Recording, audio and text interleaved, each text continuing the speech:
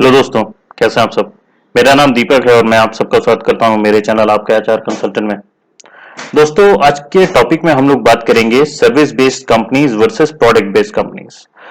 कहने का मतलब है कि इन दोनों के बीच में मैं आपको डिफरेंसेस बताऊंगा ताकि उसके बेसिस पे आप चूज कर सकते हैं कौन से सेक्टर में आपको जाना है, कौन सी कंपनीज आपको चूज करनी है। यह आपको बहुत ज्यादा हेल्प करेगा इन केस अगर आप किसी कंपनी में इंटरव्यू देने जा रहे हैं तो बने रहिएगा। चलिए शुरू करते हैं।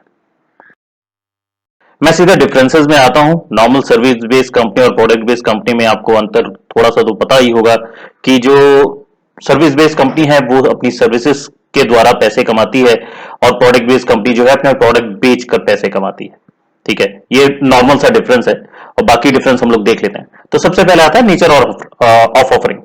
तो नेचर ऑफ ऑफरिंग में क्या है, सर्विस बेस्ड कंपनीज जो होती हैं ये प्राइमरीली जो है इंटेंजिबल सर्विसेज देती हैं। कहने का मतलब जो सर्विसेज है वो ऑफर करती हैं जो कि टेंजिबल नहीं होता। अब टेंजिबल और इनटेंजिबल में फर्क क्या होता है? टेंजिबल वो होता है जो आपको दिखाई देता है। तो जो भी प्रोडक्ट बेस्ड सर्विसेज हैं वो बेसिकली टेंजिबल चीजें बेचती हैं, तो बेचकर वो पैसा कमाती हैं। वहीं पे दूसरी तरफ जो सर्विसेज देती हैं उनकी जो सर्विसेज है वो इंटेंजिबल है। तो जब सर्विसेज देती है उनके बेसिस पे आप उनको पैसा देते हो। तो एग्जाम्पल के तौर पे जो भी कंसल्टिंग फर्म हो गई, सॉफ्टवेयर डेवलपमेंट कंपनीज हो गई, मार्केटिंग एजेंसीज हो गई, हेल्थ केयर प्रोवाइडर की जो कंपनीज हो गई, ये सारी की सारी जो है ये सर्विस बेस्ड ऑर्गेनाइजेशन होती है। The value they provide it derive from the expertise. जो भी वैल्यू ये डिराइव करते हैं वो अपनी एक्सपर्टीज, अपने पास जो उनके पास स्किल सेट्स होता है और जो उनके पास लेबर होता है उसके थ्रू जो एक्सपर्टीज वो डिराइव करते हैं उसके बेसिस पे ये आपको सर्विस प्रोवाइड करते हैं। वहीं दूसरी तरफ प्रोडक्ट बेस्ड कंपनी, जैसे कि मैंने पहले बताया कि ये टेंजिबल प्रोडक्ट सेल करके पैसा कमाते हैं। जो भी ये प्रोडक्ट मैन्युफैक्चर करते हैं उसको बेचते हैं और उससे पैसा कमाते हैं। दे क्रिएट फिजिकल गुड्स जो कि मार्केट में कंज्यूमर को बेचा जा सकता है या बड़े बड़े बिजनेस को इकट्ठा बेचते हैं, तो उससे ये रेवेन्यू जनरेट करते हैं। एग्जाम्पल के तौर पे ऑटोमोबाइल सेक्टर हो गया, इलेक्ट्रॉनिक्स कंपनी हो गई, क्लोथिंग रिटेलर्स हो गए, food and beverages producer companies हो गई, ये सारी की सारी कंपनीज जो हैं प्रोडक्ट बेस्ड कंपनीज में आता है दोस्तों। अब अगला जो डिफरेंस है वो बेसिकली रेवेन्यू जनरेशन में होता है। जो रेवेन्यू बेस्ड सिस्टम है वो प्राइवेट वो सर्विस बेस्ड कंपनीज का कैसा होता है कि वो चार्ज करते हैं अपनी सर्विसेज के द्वारा। जो भी वो सर्विस आपको प्रोवाइड करेंगे उसके बेसिस पे वो चार्ज करते हैं और they may have hourly rate, project based fees, retailer agreement और सब्सक्रिप्शन मॉडल। तो ये अलग अलग प्रकार के मॉडल है कि आवरली रेट पे वो चार्ज कर सकते हैं, जो भी प्रोजेक्ट बेस्ड है उसके बेसिस पे वो चार्ज करते हैं, रिटेलर एग्रीमेंट होता है वो साइन करके वो चार्ज करते हैं, या फिर आजकल जो ट्रेंड में है वो है सब्सक्रिप्शन मॉडल, तो उसके थ्रू ये रेवेन्यू जनरेट करते हैं। दूसरी तरफ प्रोडक्ट बेस्ड मॉडल में क्या होता है, तीस company generate revenue by selling their product. Simple सा फंडा है, ये प्रोडक्ट बेचते हैं उसके बेसिस पे ही पैसा कमाते हैं या रेवेन्यू जनरेट करते हैं। ये अपनी जो प्राइसेस हैं वो सेट करते हैं गुड्स एंड सर्विसेज पे और उसको ज्यादा से ज्यादा वॉल्यूम में कस्टमर और बिजनेस को सेल करते हैं, जिससे ये ज्यादा से ज्यादा रेवेन्यू जनरेट करते हैं दोस्तों। चलिए अब अगले स्लाइड पे चलते हैं। अब यहां पे कस्टमर एंगेजमेंट की बात हम लोग कर लेते हैं। कस्टमर एंगेजमेंट में जो सर्विस बेस्ड कंपनीज हैं वहां पे ऑनगोइंग एंगेजमेंट होता है क्लाइंट के साथ। ठीक है, this companies often make more direct and ongoing engagement with the client. तो जो भी, क्योंकि आप सर्विस दे रहे हैं, सर्विस देने के लिए आपको क्लाइंट से मिलना पड़ता है, क्लाइंट से मिलने के लिए आप डायरेक्ट कॉन्टैक्ट में आते हैं क्लाइंट से, और साथ में वो ऑनगोइंग रिलेशन बनता है क्योंकि आगे चल के भी आप उनको सर्विस अपनी प्रोवाइड करेंगे, तो इसलिए ऑनगोइंग रिलेशन भी आप अपने क्लाइंट के साथ बनाते हैं। They work closely with the client to understand their requirement. वो अपने क्लाइंट के साथ मिलकर काम करते हैं ताकि उनका रिक्वायरमेंट समझ सकें और उनको अपने हिसाब से सोल्यूशन दे सकें और उसके बेसिस पे अपनी सर्विसेज पर्सनलाइज करके दे सकें। तो ज्यादा से ज्यादा कस्टमर सेंट्रिक अप्रोच होता है सर्विस बेस्ड कंपनीज का दोस्तों। वहीं दूसरी तरफ प्रोडक्ट बेस्ड कंपनीज क्या करती हैं, these companies usually have a less direct and ongoing engagement with the customer. क्यों ऐसा होता है? क्योंकि आप केवल एक प्रोडक्ट मैन्युफैक्चर करते हैं और प्रोडक्ट मैन्युफैक्चर करने के बाद उसको डायरेक्टली आप सेल करते हैं, तो यहां पे आपको डायरेक्ट रिलेशन बनाने की जरूरत नहीं होती कस्टमर से या कंज्यूमर से। तो they actually focus on creating the product. वो अपना पूरा का पूरा फोकस जो है प्रोडक्ट को अच्छे से अच्छा बनाने में ध्यान देते हैं और साथ में ज्यादा से ज्यादा मार्केट सेगमेंट को वो कैसे कवर कर सकते हैं और ज्यादा ज्यादा मास को मतलब जो ब्रॉडर ऑडियंस है उसको कैसे अपने प्रोडक्ट बेच सकते हैं उसके ऊपर वो ध्यान देते हैं। और customer interaction typically occurs at the point of purchase और थ्रू कस्टमर सपोर्ट चैनल। तो यहां पे कस्टमर के साथ जो एंगेजमेंट होता है वो बेसिकली या तो कस्टमर सपोर्ट के थ्रू एंगेजमेंट होगा या फिर डायरेक्ट जब वो सामान परचेस करेंगे कंपनी का तब डायरेक्ट कॉन्टैक्ट में आते हैं। तो ये तो था कस्टमर एंगेजमेंट की बात। अब नेक्स्ट आता है स्केलेबिलिटी।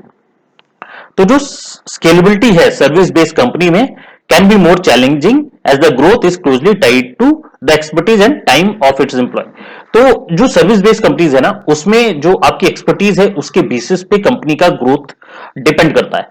और यहां पे जो है आपको बहुत ही ज्यादा अपनी एक्सपर्टीज पे निर्भर करना होता है और उसके बेसिस पे ही आप अपनी सर्विसेज ज्यादा से ज्यादा एक पर्सन को या कस्टमर को दे पाते हैं।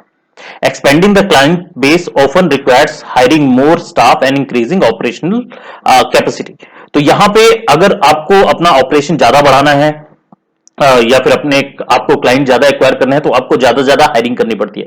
तो यहां पे एक्सपेंडिचर ज्यादा हो जाता है।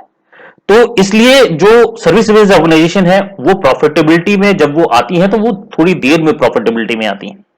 वहीं दूसरी तरफ प्रोडक्ट बेस्ड जो कंपनीज हैं उनका जो पोटेंशियल है वो मैन्युफैक्चरिंग की तरफ ज्यादा होता है।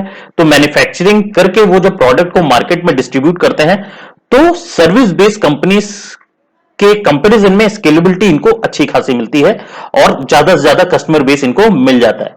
चाहे आप कोई भी एफएमसीजी सेक्टर ले लीजिए, किसी प्रकार का जो भी मैन्युफैक्चरिंग करते हैं तो उनको ज्यादा से ज्यादा अपना कस्टमर बेस आराम से मिल जाता है। स्केलेबिलिटी जो है in comparison to service based companies बड़ी आसानी से उनको मिल जाती है। दोस्तों बात कर लेते हैं इंटेलेक्चुअल प्रॉपर्टी की, जो कि सर्विस बेस्ड कंपनीज हैं। दोस्तों intellectual property usually revolves around proprietary methodologies. जो भी मेथोडोलॉजीज यूज करते हैं डायरेक्टर, जो भी प्रोप्राइटर वो होते हैं जो कंपनी को स्टार्ट करते हैं, वो बेसिकली प्रोप्राइटर में आते हैं। तो उनके मेथोडोलॉजीज, उनके फ्रेमवर्क, सॉफ्टवेयर सिस्टम जो कि उन लोगों ने डेवलप किए हैं, उसके ऊपर जो है प्रॉपर इंटेलेक्चुअल प्रॉपर्टी राइट्स वो डाल सकते हैं। Protecting and leveraging there intellectual property can be important for their competitive advantage. तो ये ऐसा इसलिए किया जाता है ताकि जो अपनी मेथोडोलॉजीज हैं, फ्रेमवर्क हैं, जो भी सॉफ्टवेयर सिस्टम उन लोगों ने डेवलप किए हैं, उसको वो प्रोटेक्ट कर सके और कोई दूसरा उस चीज को कॉपी ना कर सके। तो यहां पे इसलिए इंटेलेक्चुअल प्रॉपर्टी का बहुत ज्यादा हाथ होता है। अब दूसरी तरफ प्रोडक्ट बेस्ड कंपनीज में क्या होता है, often have intellectual property in the form of patent. यहां पे पेटेंट काम में आते हैं। यहां पे इंटेलेक्चुअल प्रॉपर्टी में पेटेंट्स, ट्रेडमार्क्स, कॉपीराइट्स जो है ये सारे के सारे फिजिकल प्रोडक्ट्स में डाला जाता है ताकि दूसरे लोग इसको कॉपी ना कर पाए। और these protection can help safeguard the unique design, technologies and brand identities. और मैं यहां पे एक और चीज बताना चाहूंगा दोस्तों, जो कि मैंने यहां मेंशन नहीं किया है। सर्विस बेस्ड कंपनीज और प्रोडक्ट बेस्ड कंपनीज में एक बहुत बड़ा मेजर फर्क ये होता है कि सर्विस बेस्ड कंपनीज में जो भी इंप्लॉय काम करते हैं उनको बहुत ज्यादा मेहनत करनी पड़ती है और बहुत ही ज्यादा अपने आप को अपस्किल करना ही पड़ता है। आप अपस्किल करेंगे तभी जो है सर्विस बेस्ड कंपनीज में आप सर्वाइव करते हैं। Where in product based companies यहां भी आपको अपस्किलिंग करनी पड़ती है, लेकिन यहां पे सर्वाइव करना in comparison to service based companies काफी आसान होता है। दोस्तों तो ये तो थे कुछ डिफरेंसेस जो मैं आप लोगों के साथ शेयर करना चाहता था, और इसके बेसिस पे आप जो है डिसाइड कर सकते हैं कि कौन सी कंपनी में आप जाना चाहते हैं। क्या आप सर्विस बेस्ड ऑर्गेनाइजेशन में जाना पसंद करेंगे या प्रोडक्ट बेस्ड ऑर्गेनाइजेशन में जाना पसंद करेंगे। दोस्तों हूं कि आज का वीडियो आप लोगों को पसंद आया हो। अगर पसंद आया है तो लाइक जरूर कीजिएगा, अपने ज्यादा से ज्यादा दोस्तों के साथ शेयर कीजिएगा और सब्सक्राइब करना मत भूलिएगा। दोस्तों ये जो टॉपिक पे मैंने वीडियो बनाया है इसका पूरा का पूरा ब्लॉग हिंदी में मैंने अपने वेबसाइट www.aapkahrconsultant.com पे डाला हुआ है। वहां पर जाके आप इसको पूरी तरह से हिंदी में पढ़ सकते हैं और वहां पे भी अपने कमेंट्स और थॉट्स शेयर कर सकते हैं। बस दोस्तों, बस आज के लिए इतना ही था। मैं मिलूंगा आप लोगों से अगले वीडियो में, तब तक के लिए अपना ख्याल रखिएगा। धन्यवाद।